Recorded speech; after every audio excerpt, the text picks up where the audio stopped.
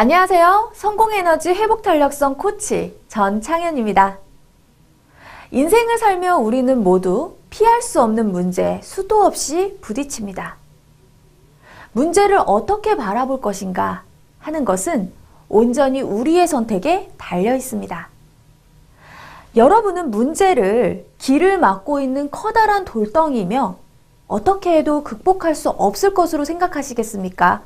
아니면 어떻게든 방법을 찾을 수 있는 것으로 생각하시겠습니까?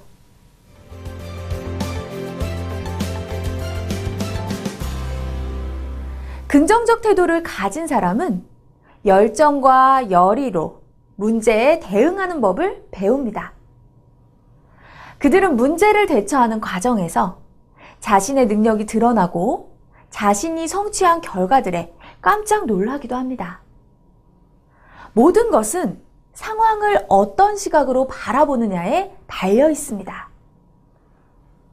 최근 사전에 문제기회라는 신조어가 등재되었습니다. 문제기회는 문제와 기회의 합성어로 문제 상황을 받아들이고 그 안에서 새로운 기회를 찾는 것을 말합니다. 이는 그 어떤 위기라도 기회를 항상 동반하며 위기를 통해 무언가 얻는 게 있음을 전제로 합니다. 문제에 직면했을 때 그 문제에 압도되는 것이 아니라 문제를 기회로 바꾸려고 노력하는 것이 중요합니다. 부정적인 것에 초점을 맞추기보다 수많은 가능성과 해결책을 찾는 것이죠. 여기 문제 기회를 통해 어려운 상황을 극복한 사례를 소개하고자 합니다. 아트프라이는 우연히 알게 된 접착 기술에 흥미를 갖고 있습니다. 그러나 당시 활용법이 없어 이를 어떻게 상품화할지 오리무중이었죠. 그러던 1973년의 어느 일요일, 프라이에게 한 가지 생각이 떠올랐습니다. 주일 성가대에서 노래를 하려고 일어서는데 다음 연습 때 바로 찾으려고 책갈피에 끼워두었던 종이 조각이 책에서 떨어진 것입니다. 허둥대다가 종이에 붙어서 떨어지지 않는 책갈피가 있었으면 좋겠다는 생각을 우연히 하게 되었죠.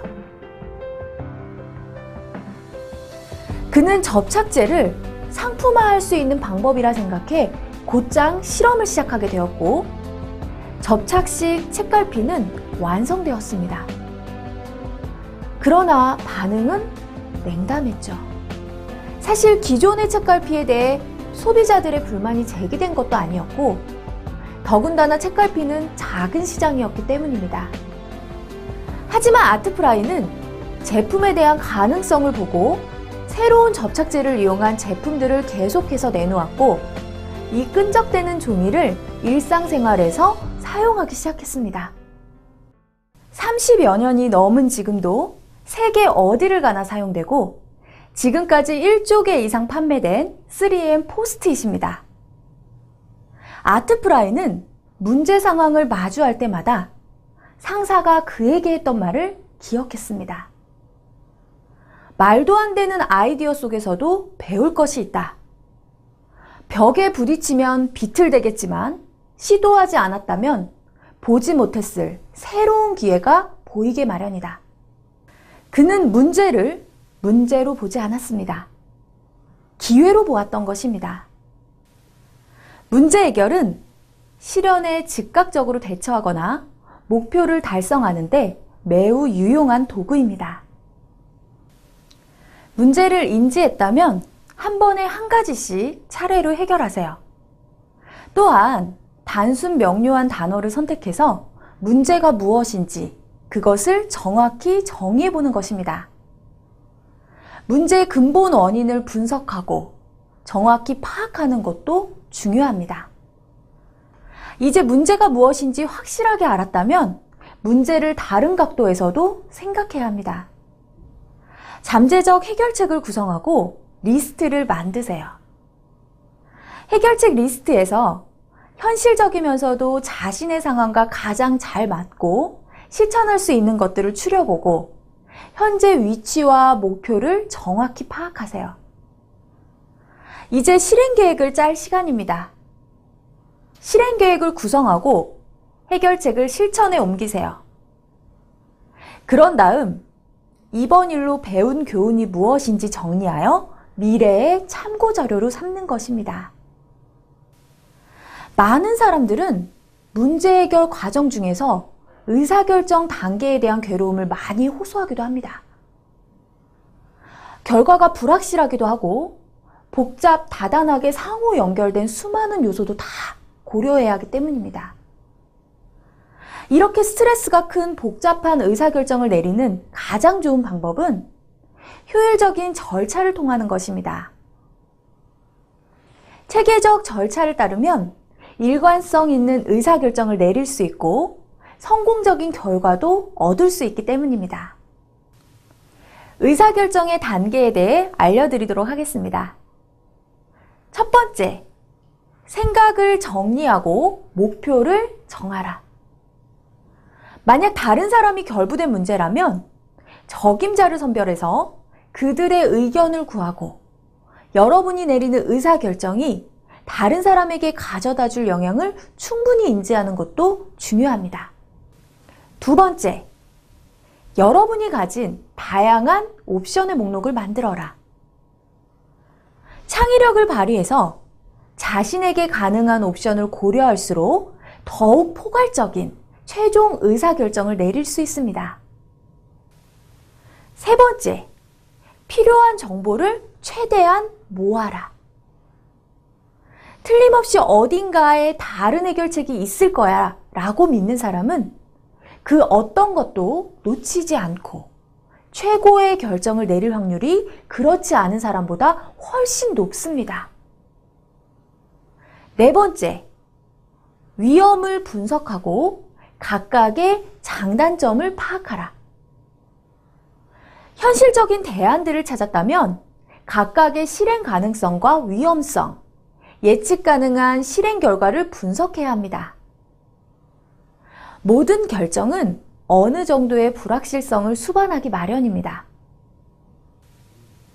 다섯 번째, 가장 나은 옵션을 선택하고 실행 계획을 수립하라. 결정을 내렸다면 실행 계획을 수립하는 단계입니다. 여섯 번째, 결정을 실천하고 고수하라.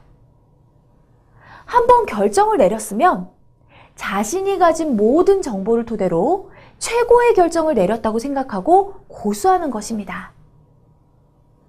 망설임과 자꾸 드는 다른 생각들이 방해물로 등장하겠지만 긍정적인 결과가 나올 것을 믿으며 나아가세요.